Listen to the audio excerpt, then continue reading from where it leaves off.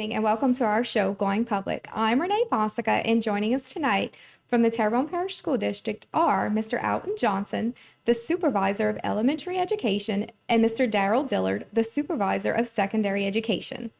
I want to thank you guys for joining us tonight. It is an honor having you both on the show. Thanks for having us. We're going to go ahead and get started talking about what is taking place in some of our elementary, middle, and high schools in the parish. First off, Mr. Johnson, what is the role of the Office of Elementary or Middle School Education in the Terrebonne Parish School District? So the Office of Elementary and Middle School Education works to improve the academic achievement of students in the district. Our office works to ensure that equal education, there are opportunities for all students as it relates to that, and to provide support and assistance to our elementary and middle school leadership teams and teachers. And approximately how many schools do you service as far as elementary education? Elementary, I serve about 20 schools. About 20 schools, so Yes, we have a ma'am. good bit. What are some of the goals of the elementary and middle school education office? So the goals of the Elementary School Education Office are to provide students with fundamental academic skills, basic knowledge, and socialization strategies. Our office assists schools in providing a solid foundation that enables our students to perform at the highest and most proficient levels. This is in an effort to ensure that they have the opportunity to enroll in post-secondary education or graduate workforce ready with a college credit or industry-based credentials. Ultimately, we want our students to be productive members of our society. So we do what is necessary to try to get them there. And what are some of the programs that you may have implemented in elementary and middle school to get them ready for those IBCs and the careers that they may choose? So we have a few things that we do in academics. We do Renaissance, Amplify Reading, the Writing Revolution. I believe some of our curriculum specialists talked about that on the last Going Public. Of course, we have technology that enhances their academics, and a host of others, which is, a long list. So I would hate to miss anything. And what are some ways your office supports the leadership teams in the area? So we begin at the beginning of the year with an opening of school, elementary and middle school meeting, where each school's leadership team attends. This is where we discuss and guide them in what is expected and required to ensure the success of their school for that school year. We get feedback from our leadership team members so that we can provide ongoing professional development so that it's tailored to them specifically to where they can need growth and success throughout the school year for their students, for their teachers, and for their school. The professional development may include sitting with school leadership team members to review student and school performance data, possibly include delivery of curriculum content, and then implementation of the leadership team's goals and expectations. So those are just a few things we do to support the schools. And whenever you start planning these things, do you start during the summer, or is this something that's ongoing every year? No, we start during the summer, but then we have, for example, a principal meeting every month, and then we get feedback from them to find out if they need additional assistance with those things we discussed, or they would like other professional development that may help them to provide success for their students. And what is your office's vision for the elementary and middle schools for the rest of this school year? So our office's vision is, bottom line, to increase student achievement. And we try to do that through providing, assisting schools and guiding schools and providing a positive culture and climate, access to a viable curriculum, and modeling of those performance measures so that we can empower students to excel beyond what they can imagine. So that's our vision. That's the vision. Yes, ma'am. So what are some of the types of PD that you have done so far that you have planned for the upcoming school year that your schools get involved in? So one of the first things that we work on is looking at student performance data. So that comes in right before the summer. And so when at our first principals meeting, either the opening of school or the one in September, we'll look at the data, look at where our weaknesses and strengths are, and try to devise a plan to address those deficits. So that's one of the professional developments we may do. We also look at curriculum content, and so we'll try to provide tier 1 curriculum for the schools that are in line with what is expected of our students on the LEAP assessment in the spring.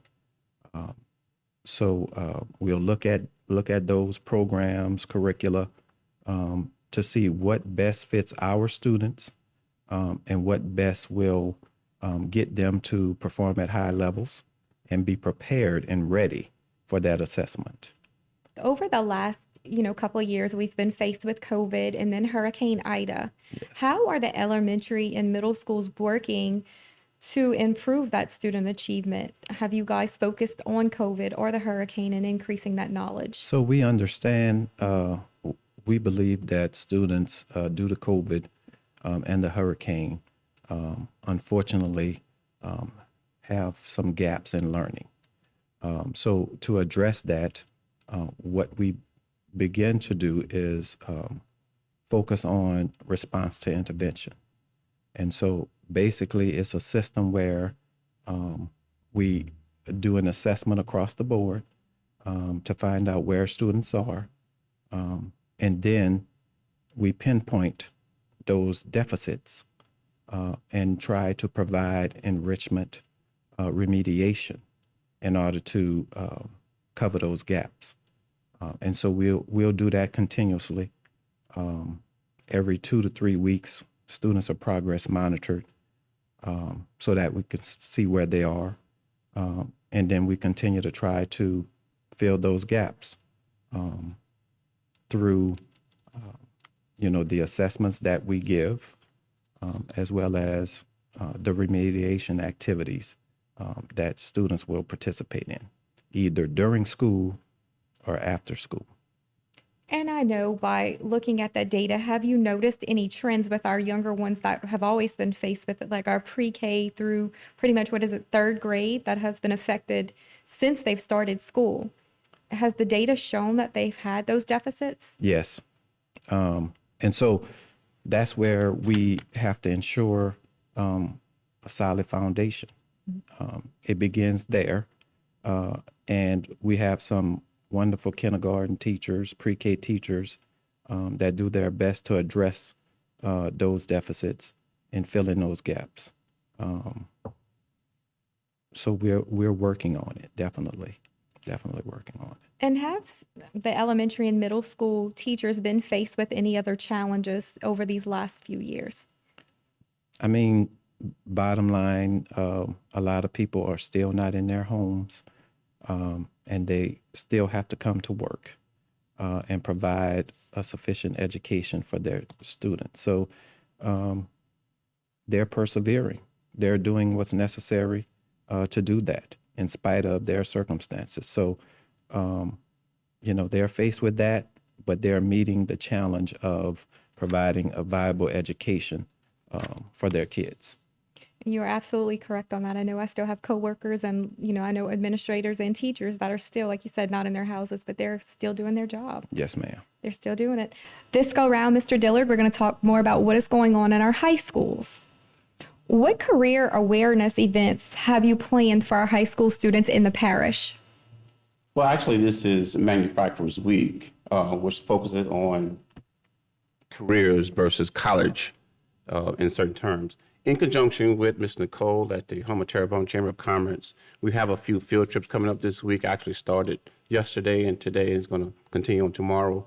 We have students from each of the 4 high schools, juniors and seniors, that's going to visit K&B Industries, Gulf Island, and Sea Level Construction. They're going to go do a tour of those facilities, get to talk with the personnel and workers on those sites, and have some dialogue about the type of work that they're doing, the type of job opportunities that those particular facilities offer, and most importantly, what does it pay? Because students in high school, when you're talking about aligning with jobs, they're concerned with what the salary index would look like.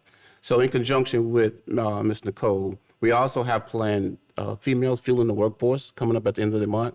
We're going to target, I think, 9th grade female sophomore students and bring them to the BP facility. They're going to stay out there for a few hours, and we're kind of targeting the females because we want to address non-traditional jobs for females. So that's why those particular age group and gender was selected to go to the BP facility. I believe as though that the best experience for high school students to really understand jobs and careers is to be there in person versus reading about it in a textbook or looking at a video or hearing a lecture about it from a teacher, which all of those things are great. But the in-person visits is going to be more impactful for them to help them decide what career option they want to go in. Have you ever asked a 9th grader what they want to do 5 years later? Most of them won't be able to answer you. Some of them will. So coupled with that, the guidance department in each high school is very important in terms of guiding students down the right pathway. As you know, in high school, there's 2 diploma tracks. There's the TOPS University, which are those kids that want to go to college. And then there is the Jumpstart TOPS Tech pathway, where those kids either want to go to a technical school first or go into directly into the workforce. So a part of the high school mission is to be able to identify which is the best track for those groups of individuals and guide them down those tracks. And are there any plans or discussions about preparing students entering the workforce directly after high school? Absolutely. So I personally met with Louisiana Workforce Commission. I've met with Terrebonne Economic Development Authority. I've met with the Rehabilitation Division of Louisiana Workforce Commission and other companies. And all of those dialogues is trying to determine how can we best fit our students, graduates now, for the workforce. There is a national shortage of workers, especially entry-level workers, and a lot of these companies need unskilled entry-level workers. So we're trying to put together something, and this is just in the discussion phase. There's nothing that's been official or approved yet, of what courses, what credentials can we offer here locally, either at the base school or at Lewis Miller Technical Center, that we can give these kids that they can walk across stage and not only leave with a diploma, but some actual credentials that can help them be successful post-secondary. So there's a lot of need for local work, and then that's part of the reasons why we're visiting these facilities as well, to introduce them in person to these different job types or career choices that we have here locally. So there's a lot of discussions taking place, and we're looking forward to trying to put something together, because our goal in high school is not only for them to graduate, but to leave high school with some credentials or some skills that they can go into the workforce or into the technical school or into the universities, better prepared and the opportunity to be more successful. And what are some of the industry-based certifications that we currently offer in our area? Well, there's a lot of industry-based certification. You have them in your business classes. You also have them in your art classes. You have them in your NCEER classes. You have them in your ProStar. You have your business and retail credential. We have a new one, Unlimited Ducks, that's offered in environmental science. And there's 3 different levels. You have the regional level, you have a basic level, and you have an advanced level. And each one of those levels gives kids more credentials. And those credentials are just simply an additional tool in their toolbox that makes them more competitive going for a job or going into college because they have something additional that will give them a slight advantage to gain some employment or to get into college a little bit earlier. And kind of talking about college now, how are our high school students earning those college credits while they still may be in high school? Good question. So there's about 3 different ways. So dual enrollment is offered to any junior or senior in high school that has the right credentials to take college classes while still in high school and earn college credit. So the kids on the university track typically take dual enrollment with Nicholls State University. That's not the only one, but that's the most common one, and it's local. They have to have the 2.3 grade point average, 18 on the ACT in English, and a 19 on the ACT in math if they're taking 3 to 6 hours. The more hours you take, the more requirements you have to meet. They typically take courses such as government, English, art, music, math, subjects such as that. Now, there's another way they also gain college credit by taking the CLEP test. This is the college level exam that you can take in high school. You don't take a course with it in most cases. You take an exam, let's say, for example, in English. You pass the exam, you can get college credit in English while still in high school. If you're on the accelerated pace, you can actually earn an associate's degree while in high school if you're on the accelerated pace. Now, Fletcher also offers dual enrollment as well. But with Fletcher, they offer the traditional courses as well as job-related credentialing courses, such as a drone class, such as an AC repair technician, such as a automobile repair technician. So they have classes that they offer that you can use to help you gain employment with a credential and earn college credit at the same time. So those are the main 3 ways that students are using their high school years and also gaining some college credits. It does sound like our students have many opportunities with both pathways. They do. We're actually a little bit up in our numbers this year. Well, the last 2 years weren't normal years, but we have about 300 plus students in dual enrollment out of the 4 high schools at Nicholls right now. That's really good. It is. So how are our students being made aware of the different colleges and universities that Louisiana has? Several ways. Again, it goes back to your guidance department having access to the universities, inviting these universities, colleges, technical schools, academies into the school and holding presentations, either small group or whole group. All right. The second thing is, well, actually just past October 3rd, the high school counselors from 4 high schools put together their own college fair. So this was held at the Civic Center. We invited all juniors and seniors that are interested in going to college to attend the college fair. There were over 31 attendees from different universities and colleges and academies that attended the event. We had representatives from Louisiana, Mississippi, Tennessee, and Arkansas. We also had each branch of the military that was present also. We've also had a few technical colleges.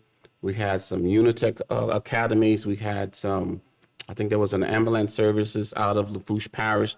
They were all there. I visited for about an hour or so, and the kids really enjoyed it. That was another opportunity for them to get face-to-face with college reps and ask and get answers to any questions they may have. They were going around from booth to booth, asking different questions, getting some paraphernalia from those universities. They were very excited about it. And that it goes back to the thing I said earlier about in person, getting it live. So they were very excited. I think they took a lot away from it. They got a chance to look at the different programs these colleges and universities was offering. They got a chance to talk about what would be the requirements to get into a program and what would it take to become a nurse or a doctor. So they had some real feedback, someone different from mom, dad, and your high school guidance counselor. It was very, very successful. And do you have any other events coming up this year that students like the college or career fair? We actually just been invited to the SWES job fair at the end of the month in Cutoff. And that's another jumpstart type tech tops track that students will be allowed to go to this job fair and look and see what different opportunities are out there for them as well. Now we are planning, and this has not been finalized, to do a Terrebonne Parish job fair in the spring.